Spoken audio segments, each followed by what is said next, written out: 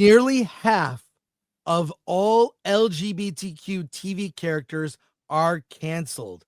What? This is from Deadline. Alan, you have the story. Is this true?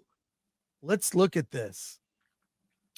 All right, so GLAAD's 20th anniversary edition of Where We Are on TV report paints a picture of LGBT representation moving 2 steps forward, 3 steps back. The 2025 report notes a small rise in LGBT characters across platforms, but that progress is immediately undercut by the loss of more than 200 characters who will not return because their series were canceled, ended, or designed as limited runs.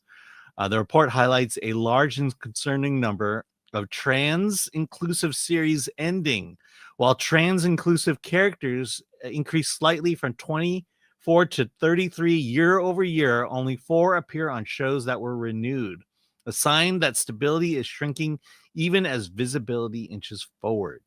GLAAD warns that the short lifespan of modern series erodes long-term cultural impact. Television is a powerful medium because these characters grow and evolve over the years alongside the audience.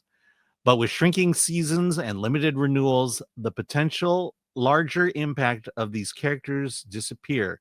Less than half of the LGBT characters counted remain on renewed series, meaning their loss comes a loss of possibility for impact that continues for years, creating social change. The retrenchment arrives in a year when DEI initiatives suffered setbacks at major studios when inclusive shows like And Just Like That, Harlem, Mid-Century Modern, and Heartstoppers are ending, as the report stresses, to reflect the LGBT experience and to show the diversity of community. These kinds of series are essential for authentic representation. Well, look, gay characters have always been a part of like TV and movies. I mean, they may have been gay coded, like not necessarily out, but there have been characters. I think there in recent years been an over representation in media of gay characters. If you're going to go by the percentage of the population, it's almost too much. And there's that old trope of like when you're watching a show and by the 3rd episode there's like for no reason whatsoever there's a gay subplot for no reason when you're watching going, well, why did this happen? It seems out of the blue. That's because it's forced. When it seems organic or the characters are well written, nobody cares. But I think there were honestly, I think there were too many, and let's get down to a reasonable number or just do a full gay show. There's nothing wrong with that. But not every show has to have gay representation. Sometimes you just don't need it. What do you think, Alan? Yeah, my new best friend just sent me this article. Simu Liu, he put a TV report out that paints the picture of Asian representation moving 2 steps forward, 3 steps back. And in the 2020 report, a small rise in Asian characters across platforms. Well, you get what I mean. This is why I don't care about this stuff, because right. You're looking at your own personal people group, and you're just kind of counting numbers, checking boxes, and it's just this story just goes on and on.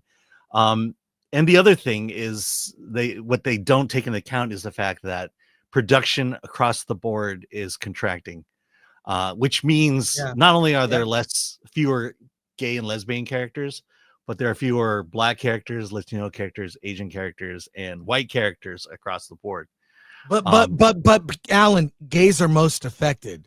But there is a contraction. There are fewer shows in production. We've been talking about this for a year, where fewer shows and movies are being made. Right. Fewer shows in production means fewer people hired to do shows. Right. So this is just the marketplace, but they're touting this like it's against the gays. It's like the whole industry. How about there are, I don't know, could you do an article? There are fewer whites in shows. Yeah. Oh, how about this?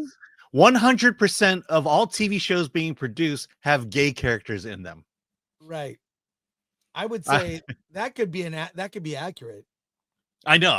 Look, okay, let's not be hyperbolic. 90% of current television shows have gay characters in it. Well, this compared to a lot lower for Asian characters. This is a perversion of the data and not looking at it only from one lens and not looking at what's happening in the industry, which is far fewer things are being made.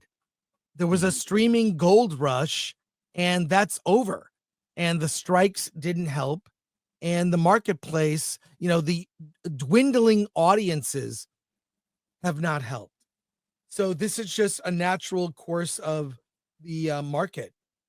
Yeah, I mean, I'm looking at this article, and they're proving my point. Hold on. I'm looking at this article. They're proving my point. It's they're not saying there are fewer shows with gay characters in it. They're just saying that when you cancel or not renew a show, it reduces the number of gay characters. I mean, it's the math. The math is mathing here. Yeah, it's a dumb way to look at this problem. Rather than it's always a glass half empty. That's my beef with when these kinds of bitchy complaining reports. It's never like, look at the strides we've made. Look at like we've reached like nobody cares especially if a gay character is well written. There was a trans character in the TV show Billions. I forget the name of the character. Was a great character who was just also kind of partially autistic, but really good with numbers and. But it was a groundbreaking role, and it was a role that made sense for that show. Right, exactly. So, rather than looking at the positives, it's always looking at the glass half empty, and it's never enough. Never enough.